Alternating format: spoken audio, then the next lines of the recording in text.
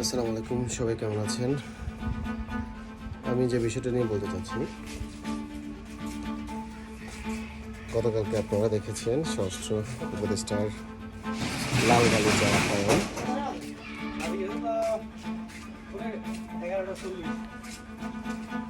এরপর থেকে অনেকেই লাল গালিচা নিয়ে অনেকে অনেক মন্তব্য করছেন, প্রশংসায় ভাসছেন তিনি।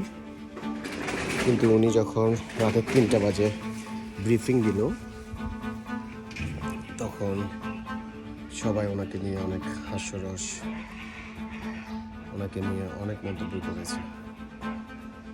তো এরপরে নারীদের নিরাপত্তা নিয়ে কি স্বরাষ্ট্রমন্ত্রী নিয়োগ দিয়েছে, জনগণ তাকে চায় না, হ্যাঁ, এরকম অনেক কথাই হয়েছে আর কি। এখন আবার স্বরাষ্ট্রমন্ত্রীর